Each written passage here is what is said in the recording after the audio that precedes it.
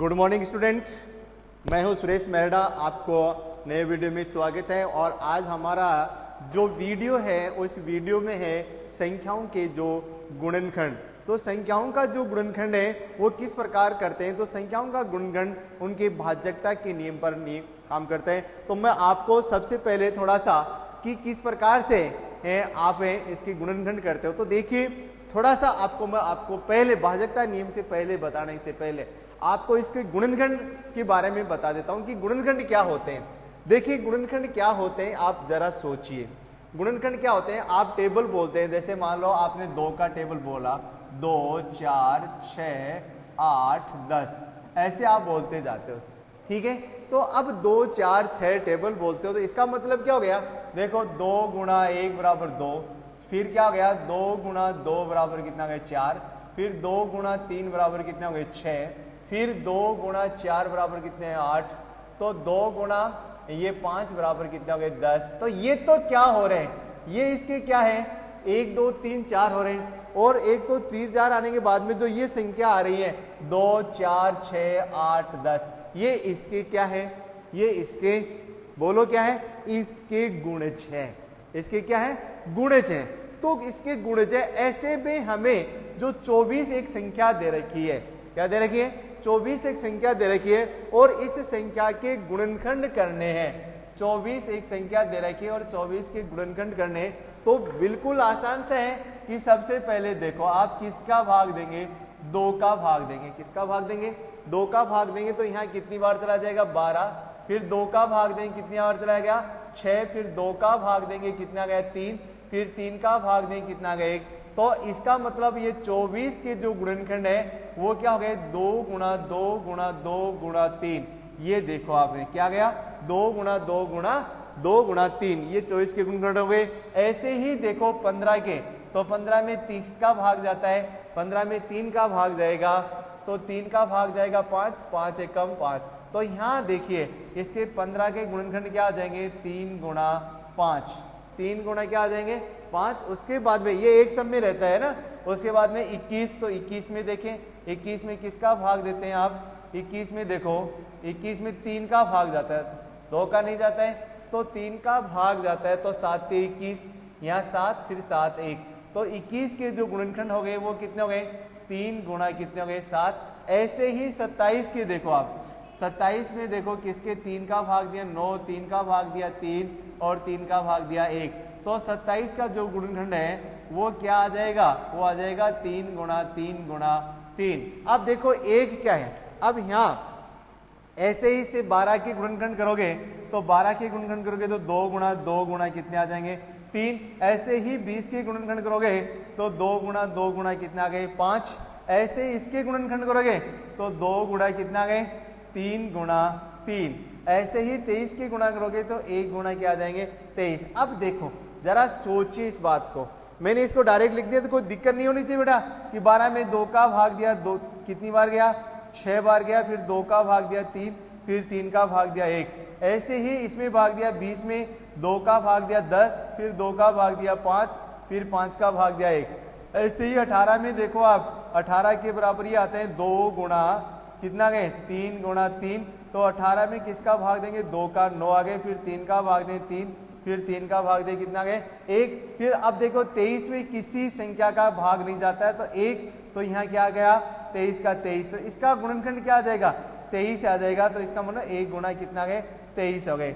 अब 36 में, तो यहाँ देखो 36 में, अब तो 36 में 2 का भाग दिया 18 है, फिर 2 का भाग दिया कितना गए 9, फिर 3 का भाग दिया कितना आया 3, फिर 3 का भाग दिया 1। तो इसका मतलब 36 बराबर क्या हो गए ये 2 गुणा 2 गुणा 3 गुणा 3। अब यहाँ जो बात दे रहे कि गुणनखंड करने का मतलब क्या हो गया, गुणनखंड में मतलब ये हो गया कि किस संख्या का भाग जा रहा है। जैसे इसमें 2 का भाग जा रहा है और किसका भाग जा रहा है, इसमें 3 का भी जा रहा है।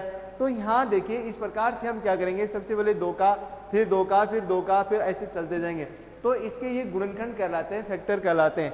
तो गुणनखंड करने से पहले आपको थोड़ी सी दिक्कत आएगी कि भाज्यता नियम क्या है। तो भाज्यता नियम देखो कैसे, भाज्यता नियम आप पढ़ सकते हो। गुणनखंड समझ में आ गया, जैसे किसका भाग दोगे भाई 2 का भाग दे तो 3 गुणा 3 आ गए, इसमें से 21 में तो 3 गुणा 7 आ गए, तो इसका मतलब इसमें 3 का भी भाग जा रहा है, 7 का भी भाग जा रहा है। अब 18 में किसका 2 का भी जा रहा है, फिर किसका जा रहा है 6 का भी जा रहा है, फिर किसका जा रहा है 18 का भी जा रहा है। ठीक है, तो 2 3 6 18 किस किस में भाग जा रहा है, अरे 18 में किस किस का भाग जाएगा, 2 का जाएगा, 3 का जाएगा, 6 का जाएगा और 18 का जाएगा।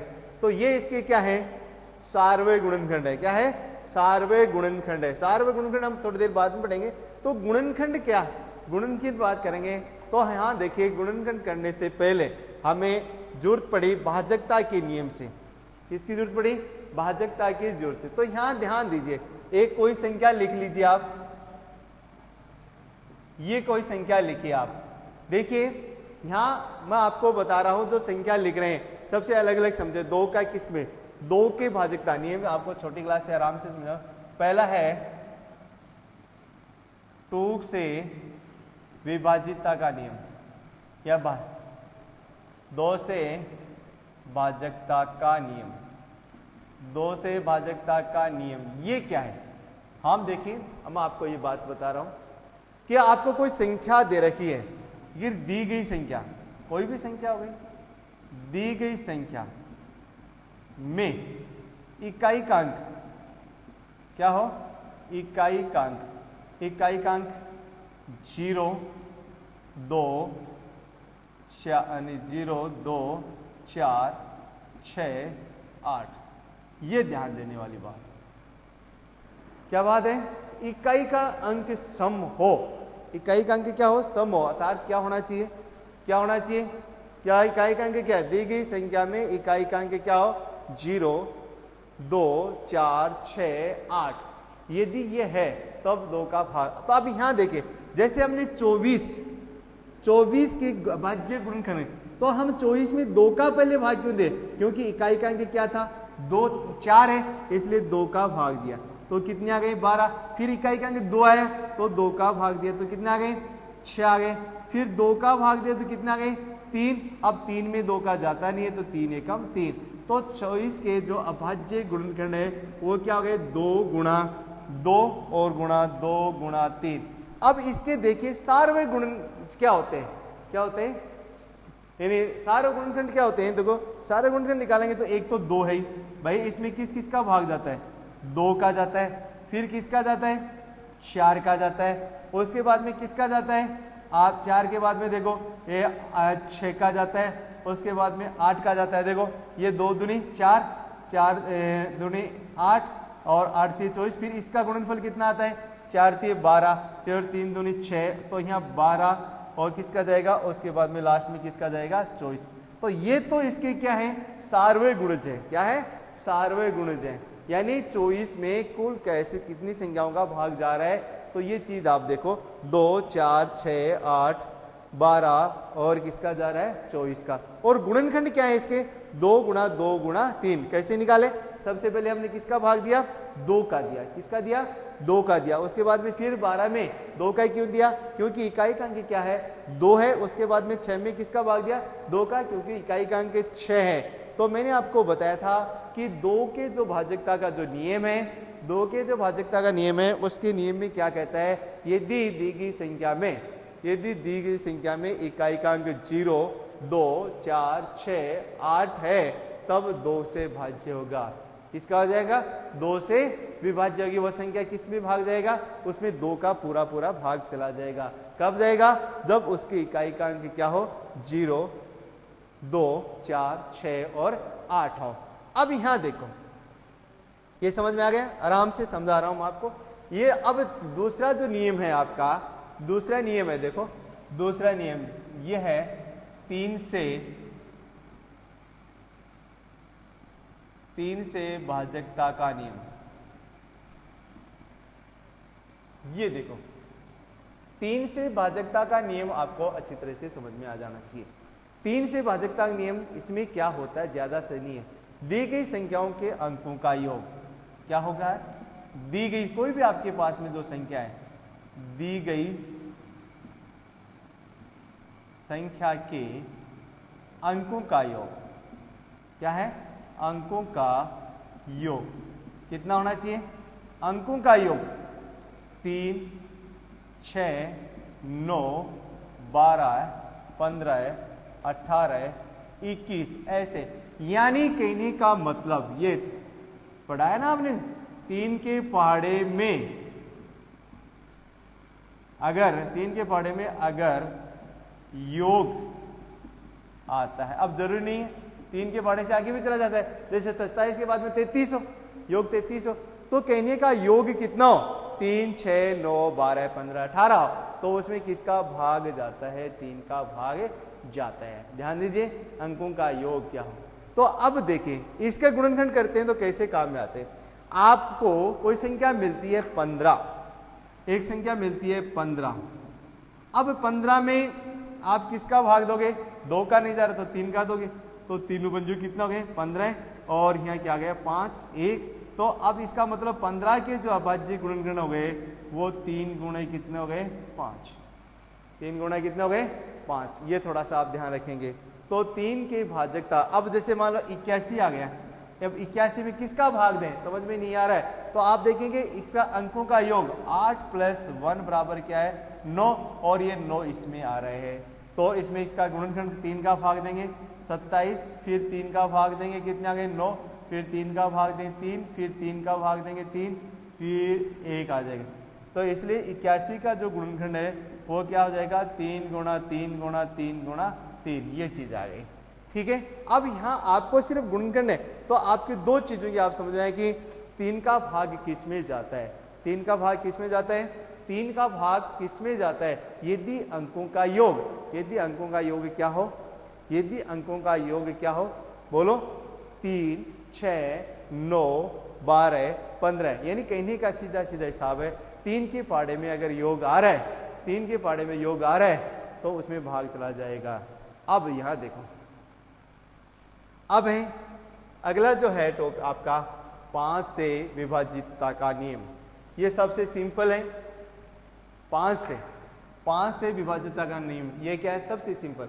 इसमें क्या होता है आपको, यानी यदि दी गई संख्या क्या है, यदि दी गई संख्या,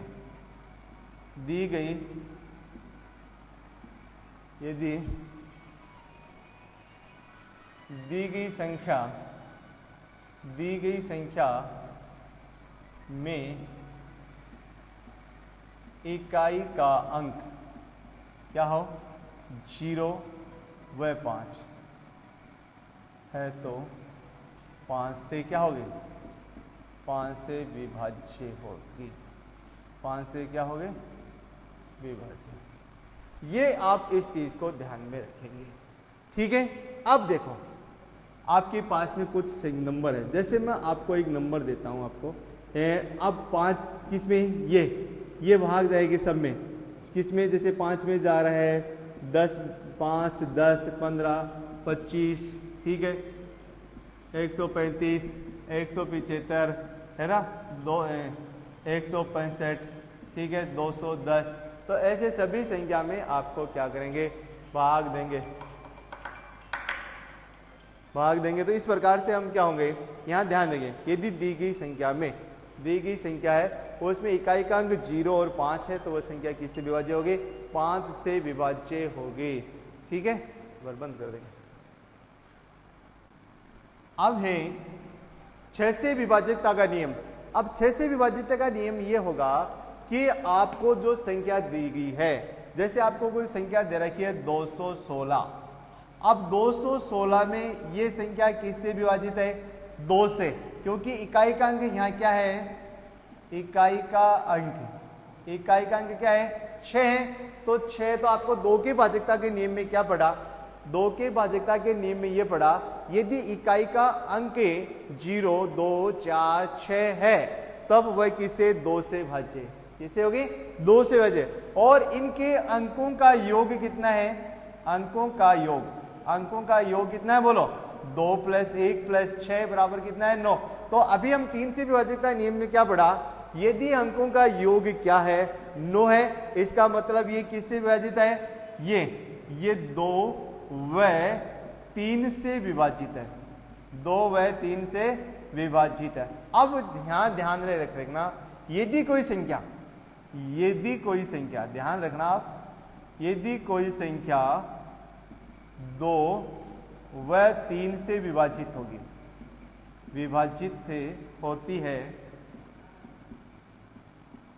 तो वह 6 से भी विभाजित होगी।